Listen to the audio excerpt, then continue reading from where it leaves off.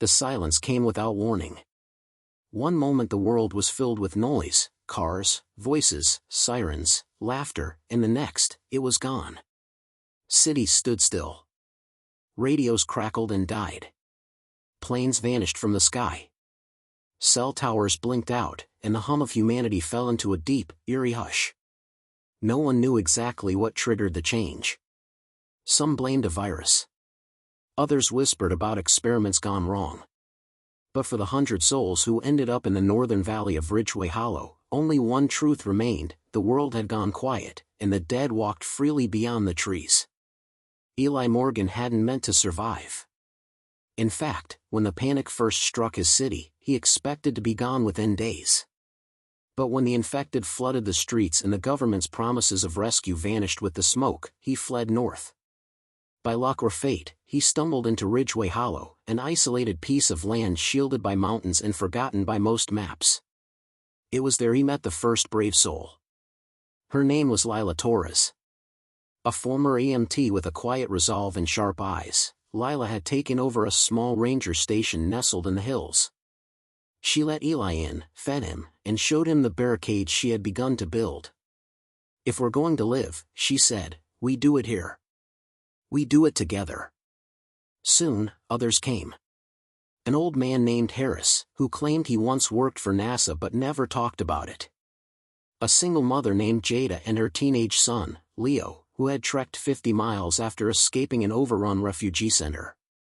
Two brothers, Shane and Marcus, who had nothing but a shotgun, an axe, and stories they never finished telling. By the end of the first month, there were 11 of them. By the second, 27. And by winter's edge, 100. The dead zone, they began to call it. Not because it was overrun, but because beyond their fences, beyond the broken highway that led back into the world, there was nothing but death and silence. Ridgeway Hollow was one of the last known places where the infection hadn't taken root, or so they hoped. No one had dared venture more than a few miles out to check. But building a life in the dead zone came at a price. Eli took charge of patrols. Lila ran the clinic and trained others in emergency care. Harris built devices from scraps that still hummed with life. The children planted small gardens while the adults raised walls higher. Every day, they prepared. Every night, they feared the sound of moans in the dark. The infected hadn't found them, not yet, but every survivor knew it was only a matter of time. It was during one of these nights that the silence broke. A flare shot into the sky, red and brilliant, trailing smoke above the tree line. It was the first flare anyone had seen in months. And worse, it came from the south, where no survivors were supposed to be. Eli, Lila, and Shane stood on the lookout tower as the flare faded. "You think it's a trap?" Shane muttered. Eli didn't answer at first. His jaw clenched. If someone's out there, they're either desperate or dangerous. Maybe both. But we can't ignore it, Lila said. If it was us firing that flare, we'd want someone to come. That night, the council gathered, 8 people chosen by vote to make the hard calls. Ridgeway Hollow wasn't just a place anymore. It had become a fragile society, stitched together with scraps and willpower. Decisions here weren't made lightly. They were survival itself. Arguments broke out. "We can't risk drawing them in," Jada shouted. "And what if it's a child? Someone injured? Alone?" Marcus countered. In the end, a compromise was struck. A team of 3 would go at first light. Quiet, fast, in and out. They would carry no radios, only flares to signal return or danger. Eli, Lila, and Shane volunteered. At dawn, Ridgeway watched the 3 disappear into the woods beyond the safe line, beyond the edge of their fragile peace. For the first time in months, the camp felt vulnerable again. Back in the ranger station, Harris scribbled in a weathered notebook. At the top of the page, he had written, "The quiet held for 142 days. Now it begins again." As wind rustled through the trees and the sun rose over the misty valley, no one in Ridgeway Hollow knew that what waited beyond those trees wasn't just the infected. It was something worse. Something that could shatter everything they'd built. And the silence? The silence was only the beginning. The forest beyond Ridgeway Hollow was thick and shadowed, a maze of bark and overgrowth that swallowed sound and light alike. Eli moved silently, boots pressing into the damp ground, his rifle held close but not raised. Lila followed just behind, scanning the flanks. Shane, the quietest of the three, kept to the rear, watching for anything that might follow. They had been walking for over an hour.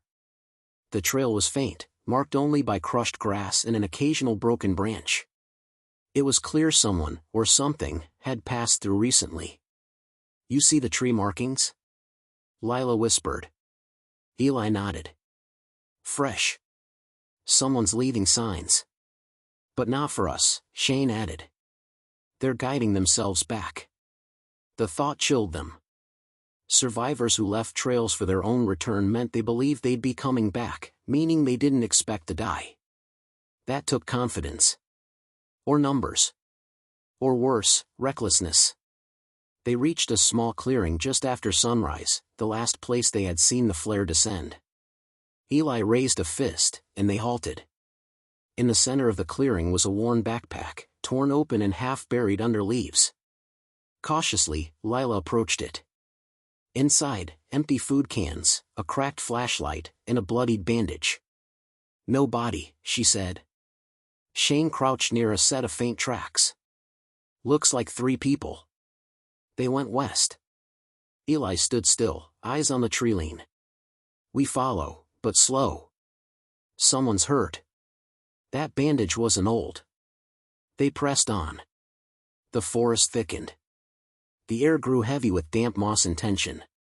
The silence here was different than back in Ridgeway. It wasn't peaceful. It felt like the world was holding its breath. Then came the sound. A dry crack, twigs snapping underfoot. Not theirs. Eli dropped to a crouch and motioned the others down. He raised his rifle, not to fire, but to see through the scope. Between 2 trees, far off, a figure stumbled into view.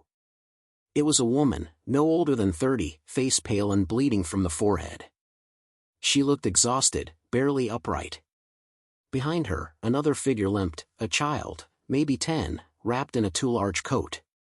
The third was harder to see, tall, hunched, dragging a leg. Lila's breath caught. That last one. It wasn't alive. The third figure twitched unnaturally, its movements too fast, too sudden. One arm hung limp, while the other jerked violently. Its mouth opened in a silent scream. No sound came, but its hunger radiated. "Infected," Shane said quietly. The woman turned sharply, noticed the threat gaining on her, and shouted, a hoarse, broken cry, but her voice barely traveled. She tried to pick up the child, but her legs buckled. Eli didn't hesitate. He broke cover and charged, his rifle raised. Lila and Shane followed. The forest erupted into motion. Eli reached the woman and fired one shot. It struck the infected's shoulder, staggering it. Another shot hit center mass, but it kept coming. Lila circled right, drew a hunting knife, and slashed at its legs. The creature collapsed but clawed forward. Shane stepped in, swinging his axe low. One clean hit to the skull, and the twitching stopped. The woman clutched the child and looked up at Eli through tears. We thought no one was left." Eli offered a hand. "You're safe now. We're taking you in." They moved fast, back through the woods, double time. Lila kept glancing behind, scanning for more. "Infected don't usually travel alone." "They don't," Eli agreed. Back at Ridgeway Hollow, the gates opened as the flare signal was seen, green, the all clear. Harris and Jada stood waiting as the trio returned, guiding the woman and child inside. Crowds gathered, whispering. New arrivals were rare. Eli addressed the council that night. They came from a town called Fairbridge. South of here. She says the place fell last week. She, her brother, and a third man escaped. The man was taken last night. The infected are moving. Harris frowned. "Moving how?" Not random. Not scattered. They're migrating. North. A silence followed. Toward us, Lila added. The council didn't speak for several seconds. Finally, Jada looked at the woman, now resting in the clinic. Do you think she's telling the truth? She's terrified, Lila said. She's been running for days with that child. She hasn't lied once. They all knew what this meant. The silence that once protected Ridgeway might soon betray them. If the infected were regrouping, moving in herds, then the dead zone wouldn't stay dead much longer. That night, as the valley settled into uneasy sleep, Harris flipped back to the page in his notebook and wrote a new line. Day 143, First Contact. The silence cracks. Outside, the moonlight washed over the trees. Somewhere deep within the forest, something stirred. Not quite human. Not yet gone. And Ridgeway Hollow, once a sanctuary, now stood in the path of whatever was coming next. By morning, the entire valley buzzed with quiet fear. The news of the infected migrating north spread fast. People who once smiled freely while harvesting from the gardens now avoided eye contact. Even the children, once loud with laughter, moved in whispers. Ridgeway Hollow had survived because it was hidden. Isolated. The idea of that barrier collapsing shook every soul inside the fence. Eli stood at the tower, scanning the southern treeline with a pair of old binoculars. Nothing. Just fog and trees. But his gut told him it wouldn't stay that way for long. Lila joined him, handing over a mug of bitter coffee. She's awake, she said. The woman we brought in. Her name's Claire. The boy's her little brother, Milo. Eli lowered the binoculars. How are they? She's dehydrated, bruised, maybe fractured ribs.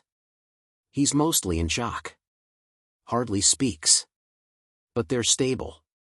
He nodded, thinking. Any word on where the infected came from? She said they followed a river. Moved through 3 towns in less than 2 weeks. Says there's more than just roamers. Some of them move different. Eli turned. Different how? Faster. Smarter. Like they remember. That stopped him cold. I know how it sounds, she added quickly. But she swears she saw one using a door. Not breaking through, using it. They stood in silence. Finally, Eli spoke.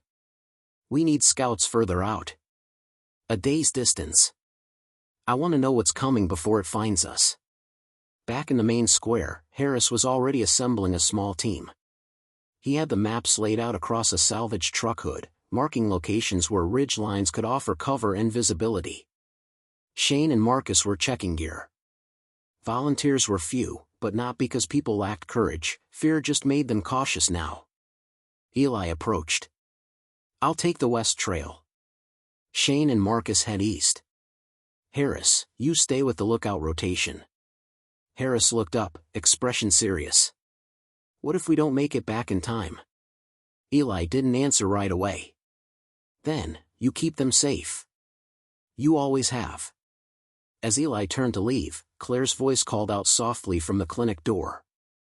Wait. He paused. She walked forward slowly, favoring one side, Milo holding her hand. You need to know something. The man we lost, he wasn't just someone we met. He was military. Said he worked in one of the early containment zones. Before it all fell apart. What was he doing with you?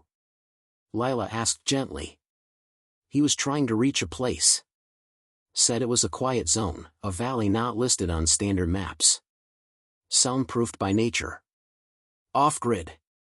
Thought it could be a new safe point. Eli raised an eyebrow. Soundproofed? Claire nodded. He believed the infected, some of them, are drawn to noise more than sight or smell. It's how they locate survivors. And he thought this valley was quiet enough to stay hidden. Yes, she said. He had a name for it too. Ridgeway Hollow. The team went still. Eli stepped forward. He knew about this place? She nodded. said it was one of the last pure pockets, uninfected zones left when the government collapsed. He had coordinates. But someone else did too. Lila's face paled. You think someone sent the infected here? Or drove them north, Claire said. I don't know. But the man, his name was Keller, he warned us that if we saw the infected moving in groups, we were already too late.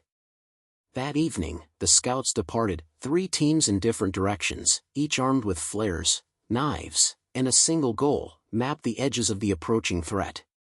Eli's trail led him up into the rocky ridges above the valley. From this high ground, he could see smoke trails far in the distance, not fire, but signs of movement. Something big had disturbed the forest below. He camped that night beneath a fallen tree, listening.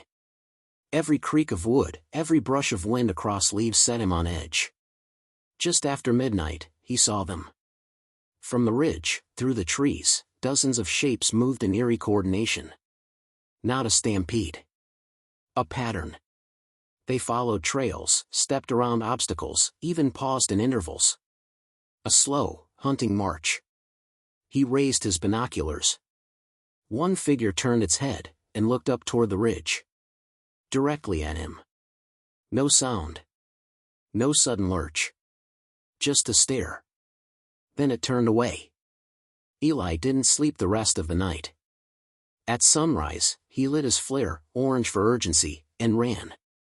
By the time he reached the edge of the valley, his legs were shaking and lungs burning. Harris was waiting at the gate, rifle in hand. Eli didn't waste time. They're moving in groups. Organized. Following terrain. Avoiding noise. And one of them saw me. Not sensed. Saw. The gate closed behind him. Ridgeway Hollow had only hours before the infected reached its perimeter. And this time, silence wouldn't be enough. Eli barely had time to catch his breath before Ridgeway Hollow shifted into lockdown. The gates were reinforced, lookout towers fully manned, and the alarms, silent ones using mirrors, flags, and colored smoke, were primed. No one raised their voice. No one panicked. But every soul in the valley felt it, something terrible was coming. Inside the ranger station, Harris pored over Eli's map with his usual quiet intensity. Claire stood nearby, arms crossed, her brother Milo clinging to her side. You're sure one of them saw you? Harris asked. Eli nodded. Didn't just sense me. It looked right at me. Like it understood. And then? Lila prompted. It didn't attack. It just turned away. Kept walking with the others. That's worse, Claire said under her breath. Milo tugged on her sleeve. She knelt beside him. He whispered something. At first she didn't react, then her eyes widened. Say that again, sweetheart. He spoke louder this time, though still softly. One of them talked. Silence. Lila leaned in. What do you mean, Milo? He looked around, nervous. When we were hiding in Fairbridge. One of the bad ones. It came close. And it said my name. The room went still. Even the air seemed to hold its breath. Milo, that's not possible, Harris said gently. But Claire's face was pale. He's telling the truth. I heard it too. It wasn't loud, but it was real. Eli swallowed hard. Then the infected we're facing might not be the same as before. They're changing, Lila whispered. Or something else is behind them. Outside, the scouts returned. Shane's group had encountered a broken-down fuel station, overrun with infected that didn't chase, but watched. Marcus's team found an abandoned camp with signs of struggle and strange markings carved into the trees, symbols none of them recognized. At the council meeting that night, all doubts were gone. Ridgeway Hollow was no longer hidden. It was being watched. Jada stood at the front, arms folded. We don't have tanks. We don't have helicopters. But we do have structure. Skills. And each other. We've lasted this long because we didn't rely on noise or strength. We relied on sense. Harris added, which is exactly why we'll prepare in silence. No panic. No sudden changes. But we begin evacuation plans, if it comes to that. Eli shook his head. There's nowhere safer than here. If we run, we scatter. They'll pick us off. Lila agreed. We fortify. We trap the outer perimeter. And we find a way to listen without being heard. That night, Harris stayed up building a new sensor system using broken cell phones, string, and motion triggers. He lined the outer forest with the devices, silent alarms. If anything moved beyond the tree line, Ridgway would know. It was past midnight when the first one triggered. A red light blinked on the main panel inside the ranger station. Sector D3. South Perimeter. Lila and Eli were already dressed. They grabbed radios, but didn't use them. Only hand signals now. Shane and Marcus joined them at the fence, where the first tripwire had been triggered. The forest ahead was still. Too still. Eli scanned with his binoculars. There, between two pines, movement. A figure stepped into view, slow and deliberate. Human-shaped, but the posture was wrong. It didn't shamble like the others. It moved smoothly, head turning side to side, as if searching. Behind it, others emerged. 10, 12, 15. No snarling. No moaning. Just motion. And then something strange. The first one raised its arm. And pointed toward the camp. Lila's breath caught. Did you see that? Eli's voice was quiet. Yeah. They're not just migrating. They're hunting. They didn't engage. Not yet. The group faded back into the trees like shadows. Back at the station, Harris marked the location on the map. They're probing our defenses. Eli tapped the table. We need to find where they're coming from. There's a path. Maybe a gathering point. We find it, we understand what this is. Claire stepped forward. Then take me. I know the trail they used. Eli frowned. You're not strong enough yet. She's right, Lila said. She can't go. But maybe, we follow that trail without her. Set traps. Find where they sleep, if they sleep. Over the next 2 days, Ridgway worked like never before. Tripwires. Barriers. Funnels made from sharpened branches. Smoke signals. Every corner of the valley was prepped for a siege. And then, just before dawn on the third day, a sound broke the silence. Not a scream. Not a moan. A knock. On the outer fence. Deliberate. 3 slow knocks. And then a voice, raspy, almost human, called out. We see you now. The knock lingered in their minds long after the sound faded. 3 slow taps. Deliberate. Calm. Almost polite. Eli stood at the fence, heart hammering. The mist hadn't lifted yet, and the trees beyond were ghostly shapes in gray. He strained to see movement, but the woods remained still. Whatever had knocked was gone, or waiting. Lila knelt beside the tripwire. Still intact. That wasn't a mistake, she said. That was a message. Eli nodded slowly. We've been found. But this isn't just infected anymore. This is strategy. Back inside the command post, the council gathered at dawn. Harris brought up the motion sensors. 8 separate triggers had been set off in the last 6 hours. No large crowd. Just individual pings. Testing. Probing. Watching. They're learning, Shane muttered. That's not what zombies are supposed to do. We can't even call them zombies anymore, Jada added. Something's changed. Claire stood beside the table, her hand resting on Milo's shoulder. Before we escaped Fairbridge, Keller, our friend, talked about rumors. Whispers. That the virus didn't just reanimate. It adapted. It grew. He said some strains stayed dormant longer, mutated. Milo spoke softly, "They're not all the same now." Harris tapped the map with a pencil. "Whatever they are, they're closing in. And they know we're here." A decision had to be made. Stay and fight? Or leave and risk the road? Eli stood up. "We built Ridgeway for this exact moment. We planned for an attack, not a siege. We hold." Shane leaned forward. "If they're watching us, then we turn it around. Let's watch them. Hunt them back. We don't even know where they're coming from," Lila warned. "We can't track ghosts." Claire cleared her throat. "I can lead you part of the way." Keller had a fallback shelter, not far from the river. It's where he believed the mutation started.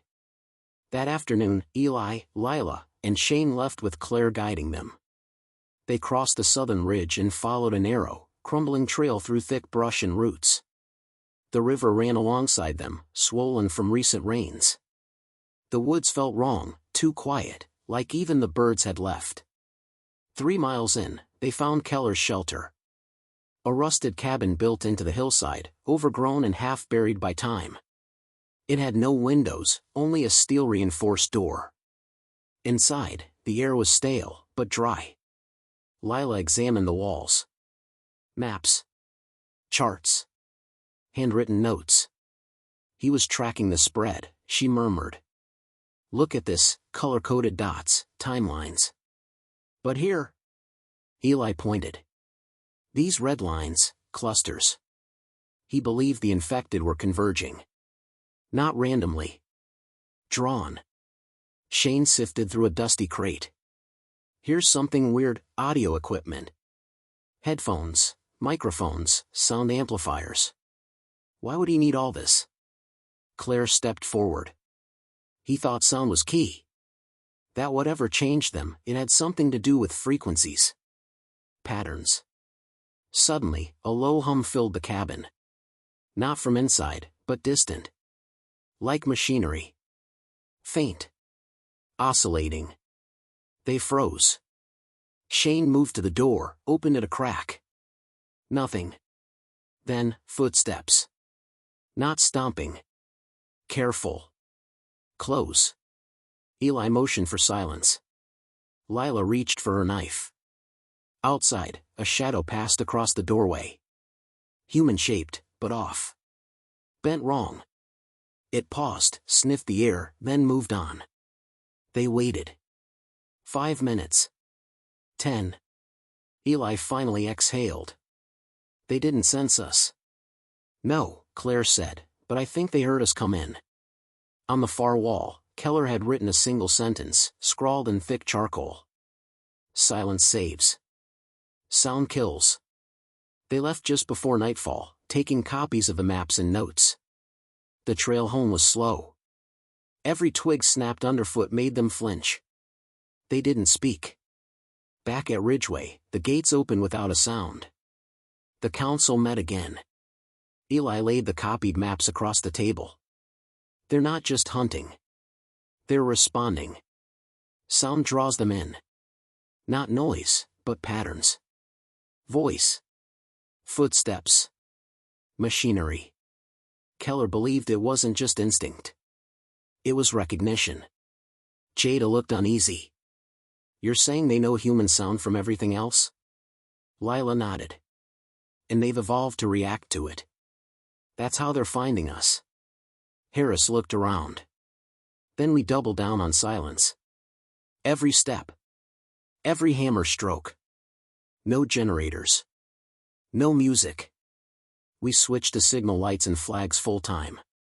Shane added, "And we lead them away. Sound traps. Decoys." Eli locked eyes with the group.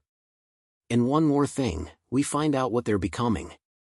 If there's intelligence behind this, we need to understand it before it understands us better." That night, the entire valley went dark. No conversations. No shouting children. No clatter of pots or tools.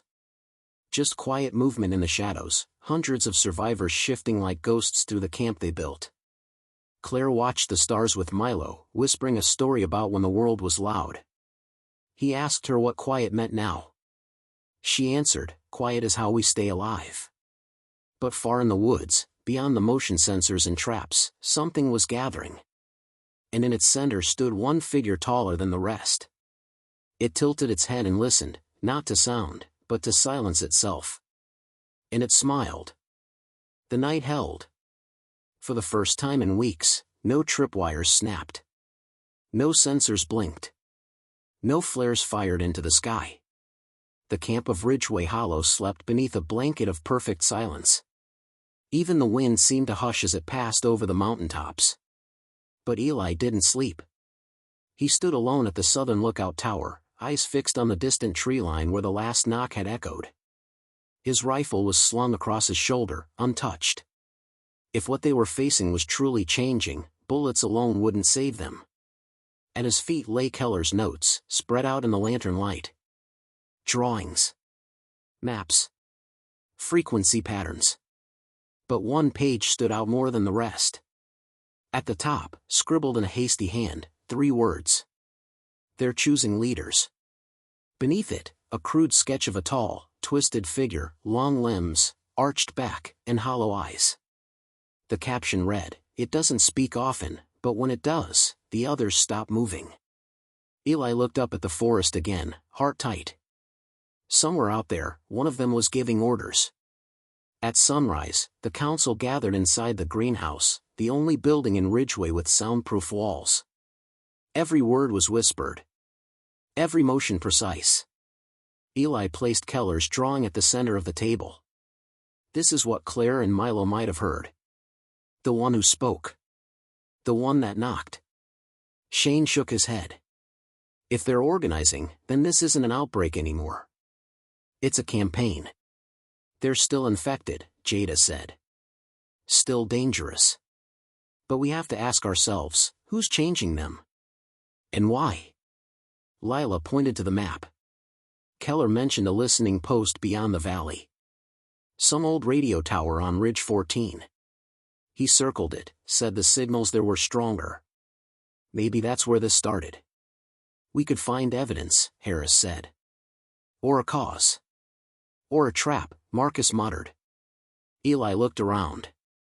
Either way, it's our best lead. The next morning, the team prepared. Eli, Lila, and Shane would head to Ridge 14 under the cover of dense fog. They left before first light, carrying sound-dampened packs, soft-soled boots, and hand signals instead of radios. Every breath was measured. Every step rehearsed. Ridge 14 stood over 6 miles from Ridgeway, its rusted tower just barely visible through the early haze. As they approached, Eli spotted movement at the base, figures shuffling slowly, surrounding the building in loose clusters. They dropped to the dirt, crawling through the underbrush. What they saw made their blood run cold. The infected weren't aimless. They weren't roaming. They were standing in a circle, like a formation. And in the center, the tall one. It stood motionless, back straight, arms by its side. But the others, 20, maybe more, were facing it as if waiting for instruction. No growls. No hissing. Just stillness. Then, the tall one turned. Its eyes, white and veined, passed over the forest, and stopped. Right where they were hiding. Eli didn't move. Neither did the others. The tall one took a step forward. Then another. Shane's hand reached for his axe, slow and silent. But the figure didn't attack. Instead, it bent down, and placed something on the ground. A radio. An old, portable one. Cracked, dusty, but intact. Then the creature turned and walked away. The others followed. No words. No commands. Just obedience. Lila whispered, "What was that?" Eli crawled forward, reached the radio, and gently picked it up. It was cold. Dead. But taped to the back was a piece of folded paper. They retreated quickly, not daring to check it until they were deep in the hills, surrounded by thick pine and running water. Safe, for now. Eli unfolded the note. There were no threats. Only 6 typed words. We know your names. We remember. Back at Ridgeway Hollow, Harris examined the radio. Military frequency, he said. But jammed. Someone's using it to bounce signals across the valley. Could they be using it to coordinate? Jada asked. Are these things listening? Not just listening, Harris replied. They're mimicking. Repeating. Learning. The council sat in stunned silence. Lila finally said what no one wanted to, they're not just watching us. They're studying us. Claire stood near the doorway. Then we have to change the rules. Eli nodded. If they think we'll hide behind fences, they'll wait us out. We need to do the one thing they won't expect. What's that? Shane asked. Eli looked up. We go to them. That night, as the valley slept, Eli marked 7 places on the new map, locations where the infected had gathered, watched, or left signs. We strike before they do, he told the small team of volunteers. Not to kill. To disrupt. We steal back the silence. On our terms. They would leave at dusk, 1 team for each location. No gunfire. No shouting. Just sabotage and misdirection. Ridgeway Hollow wasn't a sanctuary anymore. It was a battleground. And the silence? It had become their greatest weapon, and the enemy's too. The plan was simple: move like ghosts, strike without sound, disappear before the enemy could react. Each of the 7 strike teams had a mission: disrupt, confuse, distract. In a world ruled by silence, Ridgeway's survival depended on using the enemy's strength, their hearing, against them. Eli's team, himself, Lila, and Marcus, was assigned to the farthest outpost, a burned-down gas station surrounded by cracked pavement and rusted cars. The infected had been seen there often, gathering at dusk, standing in eerie silence like statues waiting for commands. Eli crouched behind an overturned sedan, signaling for the others to circle wide. Lila slipped left, her steps as quiet as falling dust. Marcus followed Eli's lead, carrying the bag of makeshift devices they'd been developing, sonic decoys, hand-sized pouches rigged to emit high-pitched tones on delayed timers. From the ridge above, the gas station looked deserted. But they knew better. Inside the hollow station, 6 infected stood in a slow-moving cluster, their backs to the windows. 2 more wandered near the pumps. None of them moved like the ones Ridgeway first knew. They were deliberate, heads tilting, twitching when even a branch snapped far off. Eli mouthed the countdown. 3, 2, 1. Marcus lobbed the first decoy onto the far side of the lot. It landed beneath a pickup truck and ticked once. A faint pulse. The infected turned instantly, all heads swiveling in perfect sync. They began moving toward the sound, slow, fluid. The second decoy dropped near a half-collapsed billboard. This one emitted a rapid clicking noise, spaced out just enough to mimic footsteps. The infected changed course, drifting toward the new sound. Eli and Lila slipped through the station's rear. Inside, they placed a final decoy near the fuel tanks. This one was different, tuned to a specific pulse Keller had written about. A pattern he believed disrupted the coordination between infected groups. As they retreated, Eli activated the timer, 2 minutes. They vanished into the forest. The pulse went off right on cue. Soft at first, then rising, rhythmic, patterned like a heartbeat. The infected froze. And then something strange happened. They began fighting each other. Not violently. But confused. One pushed another. A second stepped backward, losing balance. The coordination shattered. The tall one, always at the center, was missing from this group. Without it, the others faltered. Eli watched from the trees. It worked. But then Marcus whispered, "Wait, what's that?" From the north edge of the station, a figure approached. Taller than the rest. Its head tilted, and it walked with a deliberate grace. The infected froze the moment it appeared. The leader. It raised its hand. And every infected dropped to their knees. No sound. No command. Just submission. Then it turned toward the trees. Eli's heart jumped. We need to move, now. They ran without looking back, vanishing into the trees as the tall one slowly walked toward where they'd been. Back at Ridgeway Hollow, similar missions had met mixed results. 2 decoy teams reported success. The infected scattered, some wandering off trails completely. One team, Jada and her crew, didn't return on time. By morning, flares lit the eastern hills. Red. Emergency. Eli rushed with Lila and Shane, following the signal. They found Jada alive but limping, propped against a boulder. 2 of her team were missing. They didn't die, she said, blood on her sleeve. They were taken. Eli stared. Taken? Dragged. By the tall one. That evening, the mood in Ridgeway Hollow darkened. The enemy was no longer reactive. It had defended, corrected, and countered. But worst of all, it had captured. Claire sat with Milo near the watchtower, whispering to him, calming him. They're not just learning. They're collecting, she said quietly. Testing what works. What breaks us? Harris circled new marks on the map. We poked the nest, he said. And now they know our hands. Eli didn't argue. We still have an edge. The decoys worked. They're not invincible. But that leader, Lila added, it thinks. Plans. Maybe even remembers us. Then we find it, Eli said. And we end this before it ends us. Silence fell again across the camp. Not peaceful silence, but the kind before a storm breaks. Inside the ranger station, Harris studied the captured radio one more time.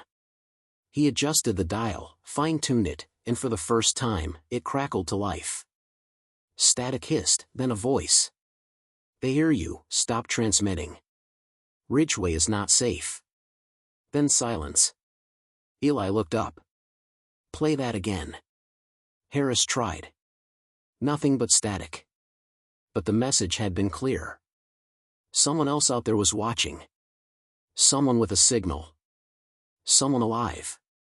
And whoever it was, they knew Ridgeway had been found. Let me know when you're ready for Part 8, the final chapter, where secrets are revealed, a desperate decision must be made, and the survivors of Ridgeway face the ultimate choice: fight, flee, or fall. Part 8, the choice beneath the silence. The valley never slept again. After the radio message, Ridgeway Hollow shifted from a quiet refuge to a tense command post. Survivors moved like shadows, whispers replaced voices, and every sunrise brought new questions. Who sent the message? How did they know Ridgeway's name? And most terrifying of all, why did they say it wasn't safe? Eli sat with Harris in the ranger station, replaying the final seconds of the transmission. Static. Then the voice. They hear you, stop transmitting. Ridgeway is not safe. We need to answer, Harris said. If someone's out there, we can't ignore them. Eli shook his head. What if it's bait? They knew our name. Our location. Even the infected didn't know that until we made noise. Lila entered with news. We found the missing scouts, she said, her voice heavy. Everyone froze. She looked down. Not dead. Changed. Eli stared at her. Changed how? They weren't walkers. They weren't mindless. They were standing guard at the edge of the forest. Silent. Still. Waiting. Marcus, listening nearby, muttered, it's like they were recruited. The room fell into an uneasy silence. Claire stepped forward. That's what Keller feared. Not infection by bite. Conversion by control. He believed the virus evolved to infect the mind, replacing thought with command. They're building an army, Harris said slowly. Eli stood, jaw clenched. Then we need to decide, right now. Do we hold Ridgeway and prepare for war, or do we leave this place behind? The council gathered that night. No fire. Just lanterns with covered glass, flickering like whispers on the wind. Jada argued to stay. We've built walls. We know the land. If we leave, we're walking blind into their territory. Marcus disagreed. Ridgeway's not hidden anymore. We're a target. Claire raised a hand. I think I know where the voice came from. All eyes turned to her. Keller talked about a military listening post northeast of here. Underground. Shielded. They used it to study infected behavior. If it's still operating, it may be where that transmission came from. And maybe, Eli said, where the answers are. A vote was cast. 35 would stay behind to defend the valley, 65 would leave, heading northeast in search of the signal and a new beginning. At dawn, the gates opened. Backpacks slung. Weapons hidden. Children held tight. Eli led the group out, with Lila, Shane, Claire, and Harris close behind. Milo held tightly to Claire's hand, brave despite the fear in his eyes. They crossed the southern trail in silence. Not a bird. Not a gust of wind. Just breathing in the crunch of boots on dirt. Behind them, Ridgeway Hollow shrank into the trees. And then, movement. Figures appeared at the edge of the forest. Dozens. Maybe more. Not running. Watching. Eli raised a hand. Don't break formation. The infected didn't advance. But one stepped forward. The tall one. The leader. It stared across the clearing, eyes blank, body still. Then it raised a hand. Not to attack. To wave. Claire froze. That's not a threat, she whispered. It's a message. What's it saying? Lila asked. Claire looked around at the people behind them. The children. The exhausted mothers. The wounded. Then she looked at the leader. It's telling us, we'll be watching. Eli turned his back on the creature. Then let it watch. We're not stopping. They moved forward. For hours, they hiked without a word. Ridge after ridge. Hill after hill. Until finally, in the last light of day, they saw it. Half buried in the earth, surrounded by moss and broken antennae, the listening post. A steel door stood open. And from within, a faint red glow pulsed. They entered. The walls were lined with monitors, cracked and dusty, but some still worked. A generator hummed in the corner. And on one screen, words scrolled across. Ridgeway Hollow logged. Phase 3 initiated. Lila read aloud, Phase 3? Claire scanned the files. Keller said Phase 1 was outbreak containment. Phase 2 was tracking the infected. Shane leaned in. Then what's Phase 3? A second screen blinked. Cognitive adaptation in subjects confirmed. Language acquisition, early stage. Objective, human integration protocol initiated. Harris looked up from a terminal, stunned. They're not trying to destroy us. They're trying to replace us. Eli stared at the words. They knew names. They mimicked voices. They responded to traps. They're not just learning to follow, he whispered. They're learning to become us. Suddenly, static broke over the loudspeaker. Then a voice. Familiar. Eli's voice. We see you now. You can't hide forever. But Eli hadn't spoken. Claire stepped back. They're using our words, to speak back. Everyone stood still. Then Lila whispered, if they can think, if they can remember, maybe they can regret. Eli looked around the room. No.